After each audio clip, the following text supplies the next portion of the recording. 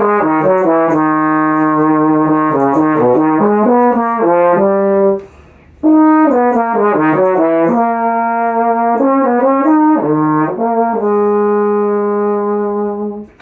YouTube, welcome back to another video where I play trumpet etudes badly. Anyway, I finally got some projects complete, and some of them are very cool. I like to talk about them. So first up, and this is in order of coolness, so this is the least cool thing.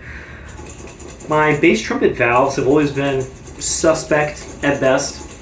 When I got it, I cleaned it out, and they worked for a while, but the horn sits a lot, and I get it out, and the valves just stick. Third valve would just stay down, and I would clean it, put oil on it, and they would be exactly the same.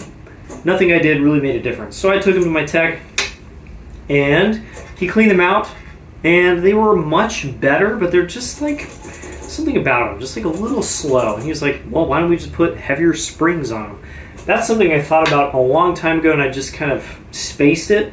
And so we just put heavier springs in there. And the springs in these valves originally were really light, which is great if you have just like perfect valves, and these are obviously not those. And so now, even though the valves are not perfect, like you can feel that they're not the best valves on the planet, they return every single time. So I can actually play music on it now.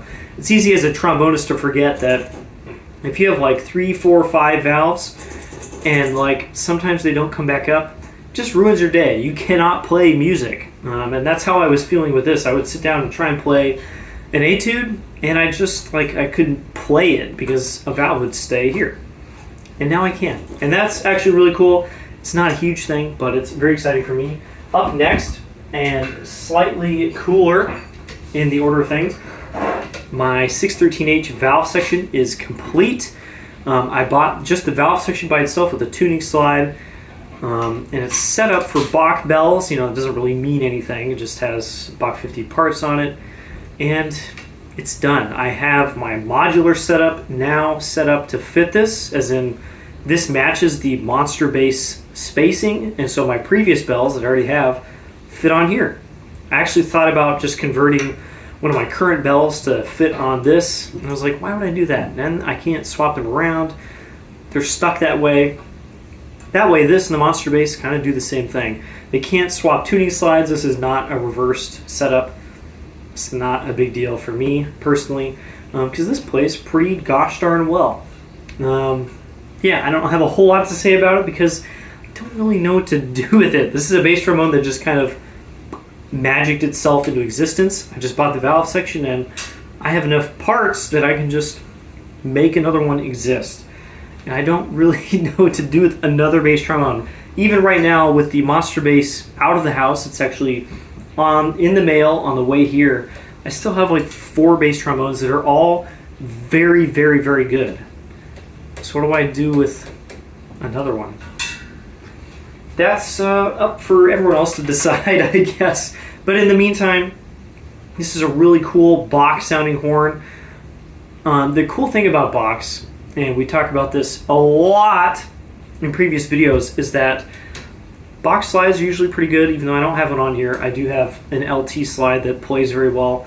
Bach tuning slides are fine, Bach bells are fine. It's just the valves. If you can get almost any other valve set on a Bach 50, you know, maybe they're Hagmans that come from Bach, maybe they're Thayers, whatever. Maybe they're just really good rotors from Yamaha. You make a way better Bach 50 than you can buy, really. So that's the cool thing about Bach 50s. You put just valves on them, you change nothing else, even though this has a different slide, and they just get really, really good. This is a great bass trombone. It makes really cool noises. It plays a little bit worse than when the bell was free floating, because I tried this obviously in my previous video where the bell was like turned upside down, and a couple of those setups, I tried different slides and bells, were like world class. This doesn't feel quite the same. I'm going to mess around with it more, and maybe it's me. Who knows? It doesn't feel quite that good, but it still feels really, really good.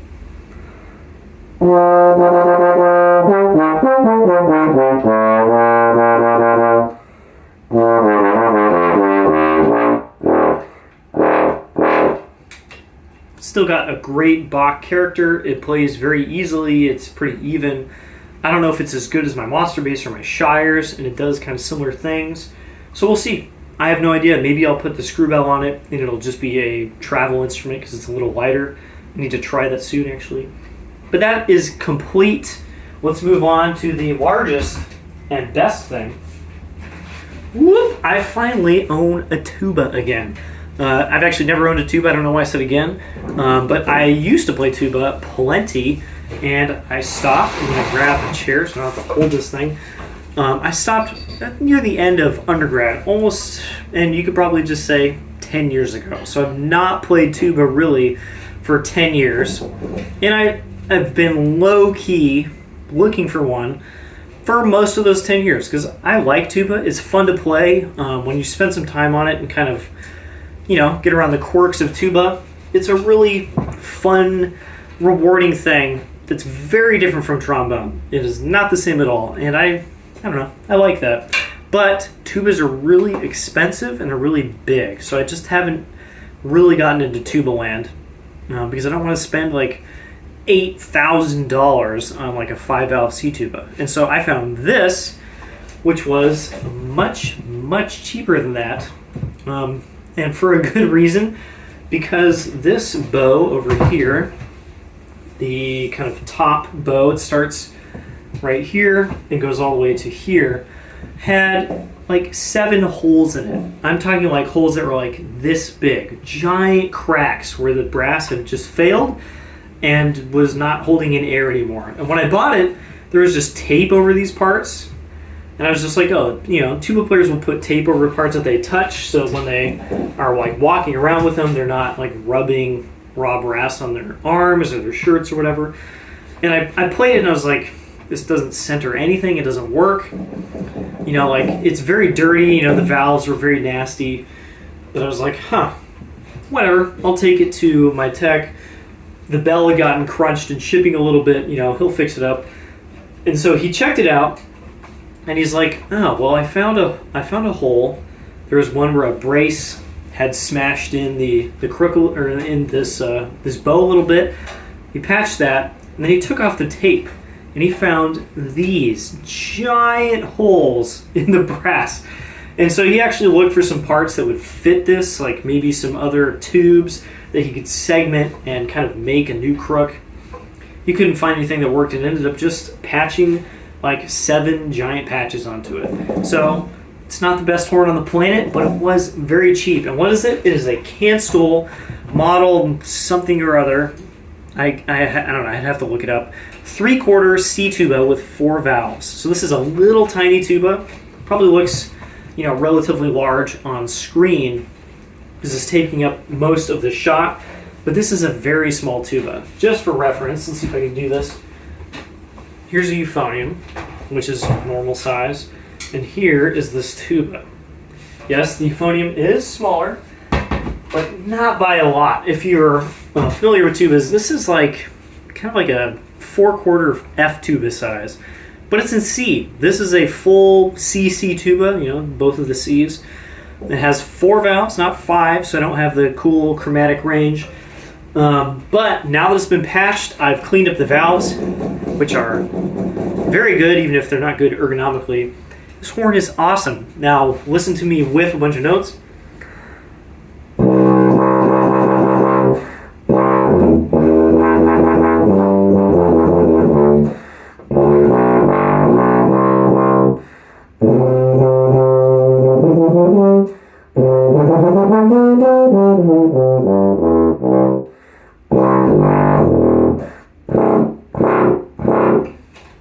I've not played tuba in 10 years, and even despite that, and probably doesn't sound amazing on the video, this thing feels great to play. It's so easy. Of course, I say that as somebody who has not played tuba in 10 years. A real tuba player is going to be like, wow, that's a student horn. It kind of sucks. It's really small. The sound isn't very big. I don't care. I'm looking for a tuba that makes tuba noises, and it's easy to play, and it doesn't take up like 35 square feet of my studio. And this is that tuba. So this is really exciting. I'm going to spend some time on it. Learn C fingerings, like, they're the same fingerings as everything else, but all the notes are different. And I've thought about C fingerings for a long time, but I've never just like sat down and play them because I haven't had a tuba. So this is really cool. I finally get to play tuba again, maybe somewhat badly, but at least it's mine. That's all I got for now. I don't really know if I have a lot of other projects. I do have my monster bass coming back in the mail, and we'll talk about that soon. Until then, bye-bye.